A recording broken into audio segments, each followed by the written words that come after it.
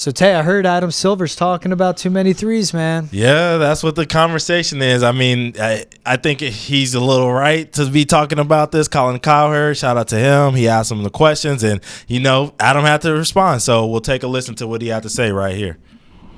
The hardest question is the last one you asked. What do we do to change it? I agree to the extent that you start to see very similar offenses around the league. Teams have brands, teams have identity. Joe Dumars is a colleague now at the league office, the Bad Boys, etc. I think, the Showtime Lakers. So I recognize that to the extent that offenses start to look very similar, we lose that. At the same time, the league is going through a transformation. Just as you said, players like Victor Wembanyama, players like, Jokic are doing things big men never did historically. I mean, It wasn't that long ago, Colin. You'll remember that conversations you had with David Stern, we would bemoan the lack of skill among some players, that, there was a sense there was too much physicality around the game. Yes. That the play under the basket, that you would have, the Hack-a-Shack era. There were big men that just couldn't shoot free throws. There are no big men anymore who can't shoot. Right. Free throws, just as one comparable from generation to generation, have never been higher. So I think we just got to be careful. Like, the one thing I want to do is, I don't want to sort of knee-jerk move the three-point line. We're sort of going through a process now, seeing how these players are adapting to the new rules and figuring out if whatever changes we should make. I mean, to be honest, I wish it were as simple as just moving the three-point line back, because then we would just do it. I mean, part of the concern from the basketball folks is that if you move the three-point line back, you'll end up sort of just clogging up, the sort of the area under the basket. And that's not such attractive basketball either. I think this is doable. I think by examining the game and sort of seeing where it's going, I mean, it frustrates me a little as well, because it's obviously you're representative of what a fair number of people are saying about the game.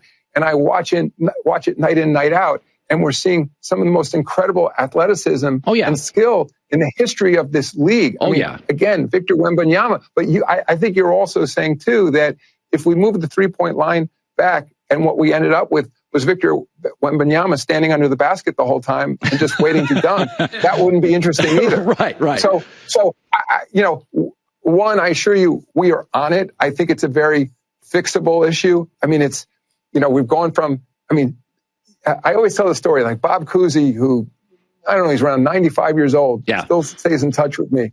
And he'll call me after watching a game and say, I'm so frustrated because the commentators think that what these players are doing, let's say from 28 feet or 30 feet, and seemingly just flicking the ball up with their wrists and swishing these three-pointers, that somehow that's easy. He said, the skill level is incredible. But he'll also say, I think we all want to see diversity in the offenses. But by the way, one other thing I'll just throw in, I don't think the players are getting enough credit for playing the style of defense they're playing now as well. So it's an incredible game.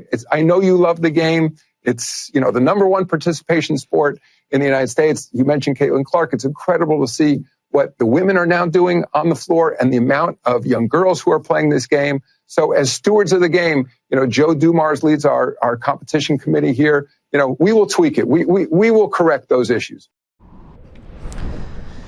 It's a lot coming from a commissioner, man. It is. Honestly, the ending point, we will correct those issues. Mm-hmm. Man, what are you thinking of those comments today? I'm thinking how. Right? That's the first thing that comes to my mind. I mean, he's a really smart guy, and he has a really smart group of people around him. But I'm thinking how. He kept saying, these new rules, these new rules, these new rules. Mm-hmm. What are the new rules? I mean, it's something. No. And right. I don't expect you to have an answer. I don't have one. But it's like the shift we saw last season, and it comes on the heels of the All-Star games, ending in the totals of the 300s. And all of a sudden, we saw offense drop off, defense get more physical, guys allowed to be bullies out on the perimeter. Right. What do you credit at the end? We're not giving enough credit to how these guys defend, right? Yeah. So there was a change in a rule. What we know of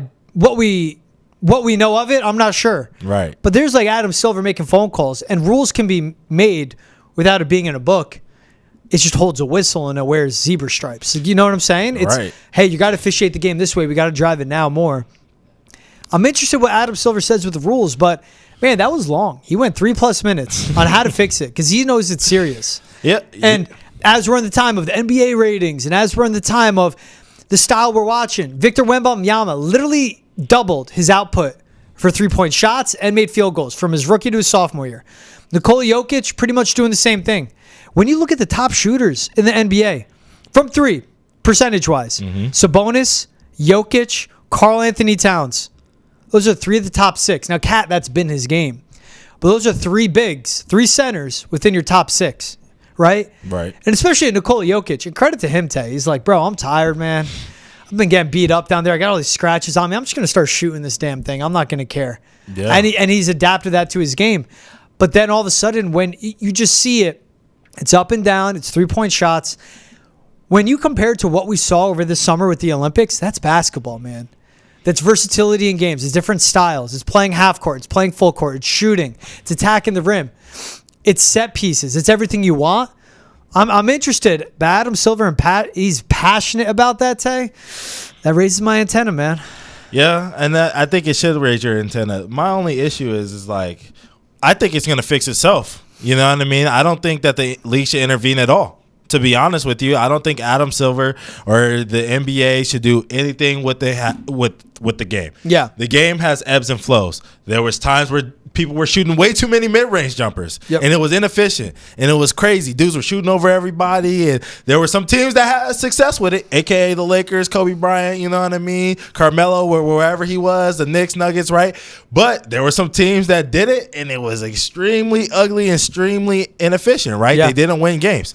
It's the same way here with the scoring. Like, I'm looking at 3-point attempts right now as we're recording this, and like the Nuggets are a good team in the West, right? They're dead last in 3-point attempted per game. Dead last. Pacers, who we think of as a great offensive team, right? They're 28th. You know what I'm saying? You look at the Clippers, who have been having great performances, performing way better than what people think they should have been this season, right? And they're 26. The Knicks, top team in the East, 25. And I could keep going, you know what I mean? Even when you look at the teams that are at the top, of course the Celtics are shooting 49. The champs, right? Second in the East. Yeah. You look at Cleveland, they're at 5th.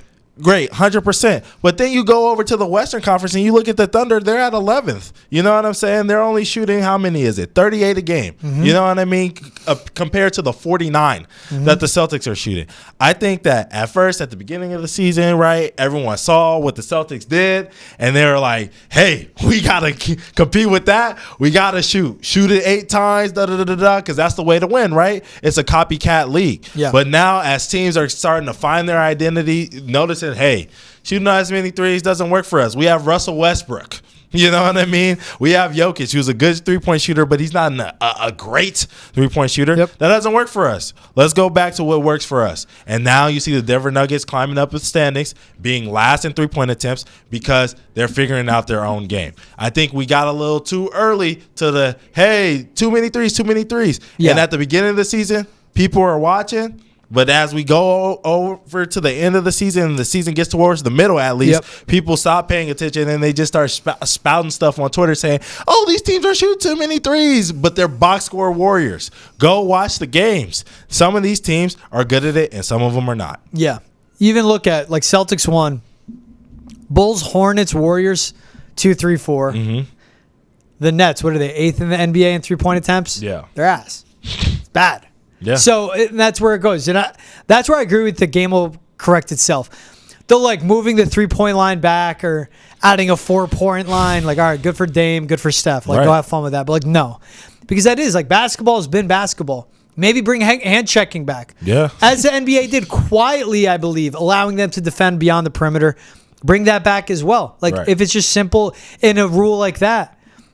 But with what the great teams are doing, what the smart teams do, with one of the more successful teams we've seen like all throughout. My favorite team to watch when it comes to the day-to-day in the NBA. Yeah. And it's been this way since last season. It's nothing crazy. I'm not coming high here. Right. But it's a Thunder.